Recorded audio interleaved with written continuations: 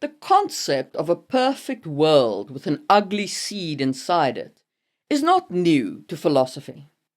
We have it in Dostoevsky's Scapegoat in The Brothers Karamazov. We have it with a child in Ursula K. Le Guin's Those Who Walk Away from Omelas. Heck, we have it in a Doctor Who episode where a space whale is abused to provide power for a travelling nation. But Scythe was the first time I saw where the ugly seed in the middle of utopia was not a scapegoat carrying the sins of the world, but murderers actively creating sacrifices for the sake of other people having children. Arc of a Scythe was an interesting series. And I'll warn you now at the outset that while I had a great deal of fun with the first two books, the third book deeply, deeply disappointed me. But we'll get to that in the third episode of this mini-series. Today, I want to explore the core philosophical tenet in this world, which appears to be it's more important that people be allowed to have as many children as they want than that other people be allowed to retain their immortal lives. Welcome to Actually It Is That Deep. As always, this is your spoiler warning. Everything will be spoiled. No holding back. If you haven't read the first book, Scythe, this is your final warning. Okay, let's go. And we'll start, as we always do, with a summary of Scythe. I'm going to very briefly summarize the plot of the book, so that you have context for our discussion. In the far future, about 200 years in the future, the world is ruled by a sentient AI called the Thunderhead. Hunger and death and every other problem has been solved. Yay! Utopia is upon us, except for the small problem of overpopulation. And in this world, Citra and Terra Nova's life changes when Scythe Faraday, a mysterious figure tasked with gleaning, which is permanently ending lives to control that overpopulation problem, visits her family. Initially feared, Faraday reveals that he only is there to share a meal, and he offers Citra's mother immunity from gleaning. He also suggests Citra would make a good scythe, a role she vehemently rejects at the time. Meanwhile, Rowan Dimash witnesses Faraday gleaning a popular classmate, Cole, at school. And again, gleaning is unaliving in this context. Rowan's defiance and compassion during the gleaning impresses Faraday, and he later invites both Citra and Rowan to become his apprentices in scythedom. One of them will become a scythe at the end of the year. The other will return to their old life, or at least that's what Faraday promises at that point. I gotta tell you that this moment I was like, what? Why would he do that? It's especially puzzling because Faraday, as we later learn, is a member of the traditional scythes, the ones who hold with the old ways. So why would he break from the tradition of taking one apprentice? I could almost hear Ryan George say, so that the plot could happen, silly, and I'm going to need you to get all the way off my back about that. If you know, you know. Anyway, so we have our two main characters set up with Faraday, and they're learning to be scythes. Great. Under Faraday's mentorship, they are trained in this art of gleaning, which basically means learning various ways to unalive people, and they obviously start developing feelings for one another. This is a young adult novel, despite the fact that there are rules against emotional attachment between scythes. And then there's a wrinkle in the plot. In an extremely foreseeable sequence of events, The Scythedom, which is the kind of council of scythes, decrees that one of the apprentices will absolutely get to be a scythe, but their first job will be to glean the other apprentice. Yeah, I could see that one coming, like a mile away. Faraday then self-gleans, which is exactly what it sounds like, and we later learns that he did this in the hope of getting both of his apprentices returned to their previous lives and free of the scythedom. But no, obviously that didn't happen. Instead, the apprentices are split up to other scythes for guidance, and the same rules remain in play. So now Rowan is under the guidance of Scythe Goddard, a new order scythe, and Scythe Curie trains Citra, and Curie is still an old order scythe. Oh, scythe names, they pick their names from history. Most of them 20th century history for, plot reasons. Anyway, so Citra grows suspicious of Faraday's death, believing it was murder, while Rowan endures Goddard's brutal methods, which include mass gleaning, psychological torment, and so on. There's much shenanigans in the book. It's well written. I do recommend it. Anyway, but there's much shenanigans in the book.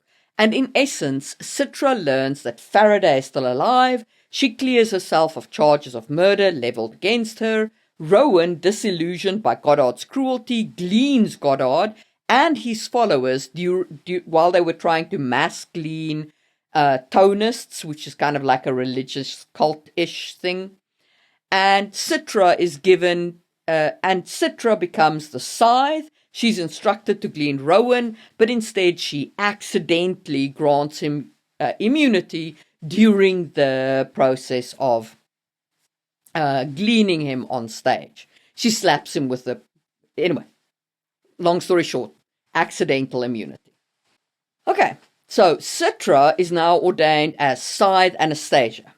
Rowan, now a fugitive because he runs from the scythedom, adopts the name Scythe Lucifer and begins gleaning corrupt scythes with fire, which is the one way to kill these immortal people. And that's the end of book 1. There's space for a sequel, but the plot is nicely tied up. Good job. Now here's the thing. I actually don't mind the little so the plot can happen moment with Faraday. Arc of a Scythe is a young adult series, and as such, the plot lines need to move at the pace that teenagers appreciate. And there's nothing wrong with that. And again, I want to emphasize, I had fun with this book. I'll happily give it 4 stars for character work, pacing, story, and all the rest of that. But I read a review on Goodreads that said, and I quote, "This book had such black and white morality." I'm sorry. What? Every primary and secondary character in the book is an executioner. And they don't execute people because there has been a crime and punishment is being meted out. No. They execute people randomly, on a whim, so that the world's population can be kept under control. There is no black and white morality here. There is, at best, dark grey and black.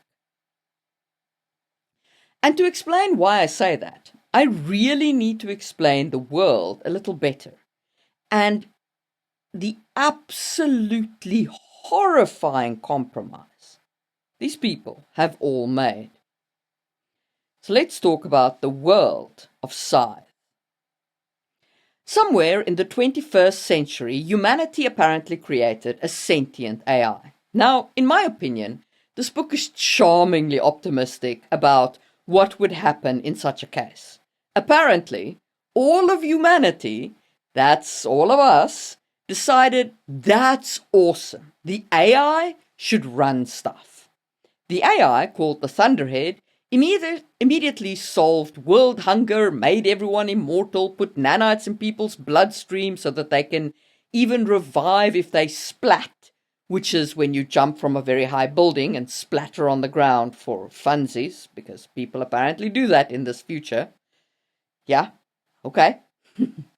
So, the reason I say the book is optimistic is, well, look at the news. Do you really think that if one of these LLMs actually achieved real sentience, that we just trust it? That everything would become a utopia? In what universe?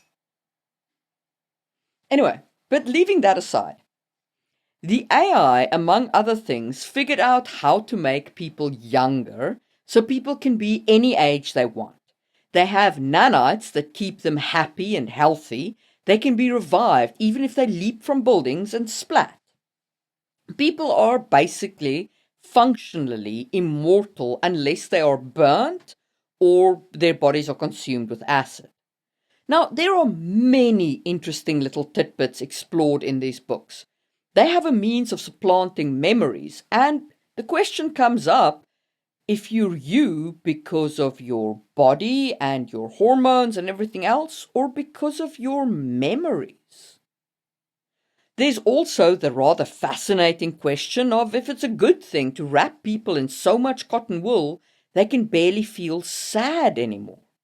Then there's the question of unsavories, people who choose to sort of rebel against the system that the Thunderhead gives the space to rebel, and so on. There's lots of very interesting little nuggets of exploration, and maybe someday I'll explore some of them in, I don't know, short videos or something like that. However, I want to get back to the immortality thing, because that brings up the core philosophy at the heart of this world. Immortal anything, of course, creates the problem of overpopulation. And that's really relevant when, as a species, we've not evolved to be immortal. We're evolved to have kids and carry our DNA forward. And that means that we would have too many children once we become immortal. There are 3 ways to solve the population. Either you restrict births, or you enforce deaths, or we'll get to the 3rd way in a bit. But I just want to linger here for a moment on this either-or situation with births versus deaths. In Ark of a Scythe, the Thunderhead decided it was immoral to restrict people's right to procreate, either the Thunderhead or the people who set up its rules. Therefore, it was better, and I am not joking, it was better to create a class of government servants whose sole job is to execute immortal citizens to make space for other people's children. So, just to be completely clear on the stakes, preventing a person from existing is somehow less moral than killing a person with immortality ahead of them. These people have nanites in their bloodstreams. It wouldn't be abortion or whatever. The sperm would just never take, or the egg would never drop, or whatever. Look at it this way. I didn't exist for 13 billion years before my birth. And let me tell you, for free, I don't care. I don't miss those 13 billion years at all. But once I'm alive, especially if I can live forever, you're robbing me of eternity by killing me. How do you measure these 2 things against each other and say, yep, it's fine, we want to unalive people rather than prevent other people from spawning crotch fairies? Just on the face of it, I don't see how you make this argument with a straight face.